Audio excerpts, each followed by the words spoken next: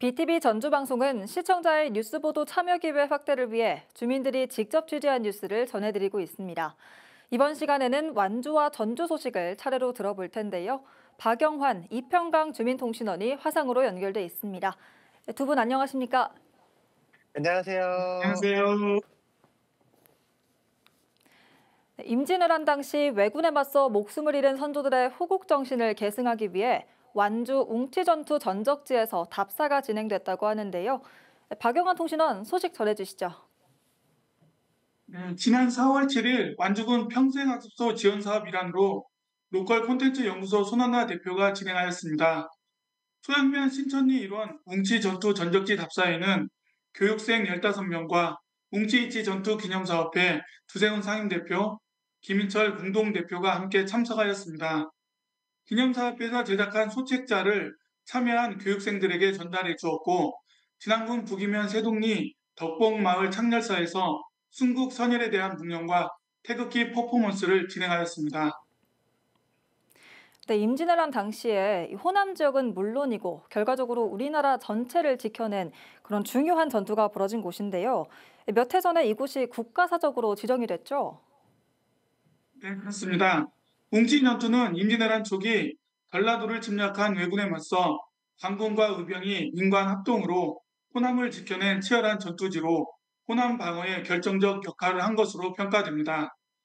완주군은 웅치전투 역사 재조명 사업을 2016년부터 추진해 왔는데요. 웅치전적지 국가 지정문화재 승격을 위해 완주군과 기념사업회는 민관협의체를 구성하고 진안군과 함께 국가 사적 지정을 위해 노력해 왔습니다.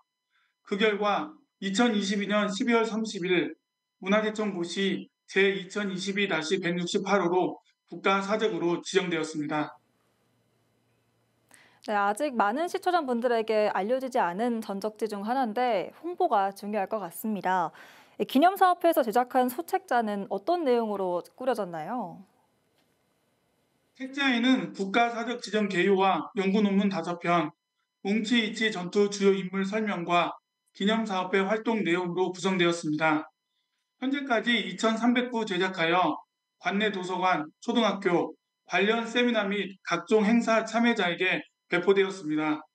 국가 사적 지정 이후 완주 웅치이치 전투 기념사업회 활동에 대해 두세훈 상임대표 말을 들어보시겠습니다.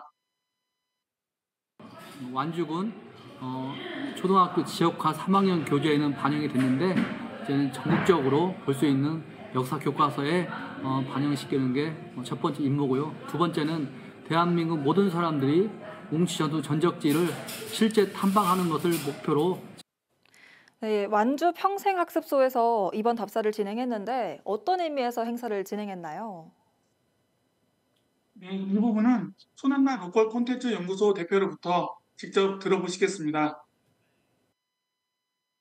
로컬이 뜨고 있어요. 그런데 로컬을, 그러니까 지역을 제대로 알지 못하면 그런 학교 수업이나 관광상품 개발을 할 때 기초가 없어지고 나름의 특색을 갖추지를 못해요. 그런데 지역을 잘 알고 있는 사람이 생각보다 그렇게 많지 않습니다. 그래서 지역을 잘 알 수 있도록. 네, 웅치 전적지 답사를 취재하시면서 느낀 점이 있으시다고요. 네, 취재 과정에서 웅치 전투에 대해 패배한 전투로 이해하는 분들이 계셨습니다. 정담 장군이 전사한 웅치 전투만을 본다면 패배한 전투로 이해할 수 있지만 전주 부근까지 진출한 일본군을 안덕원에서 웅치와 진안 방면으로 물리친 전투까지 포함한다면 전주성과 호남을 지킨 승리한 전투임이 분명합니다. 가족과 함께 소양면 신촌리 일원 웅치 전적비와 전적지 답사를 추천해 드립니다. 네, 역사적으로 중요한 전적지가 우리 지역에 있는 만큼 관심을 가져보면 좋을 것 같습니다. 완주 소식은 여기까지 듣고요. 전주 소식으로 이어가겠습니다. 최근 전주시 평화마을 학교에서는 학생들이 딸기로 고추장을 만들어 전주 비빔밥을 직접 체험했다고 하는데요. 이평강 주민통신원과 자세한 이야기 나눠보겠습니다.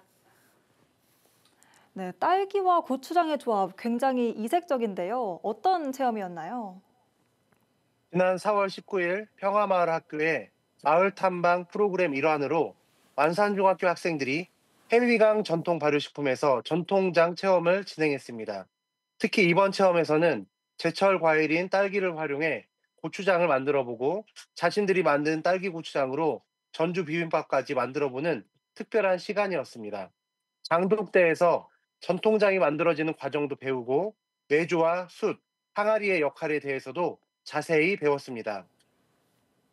네, 쉽게 접할 수 있는 체험은 아닌 것 같은데요. 참여한 학생들의 반응은 좀 어땠습니까?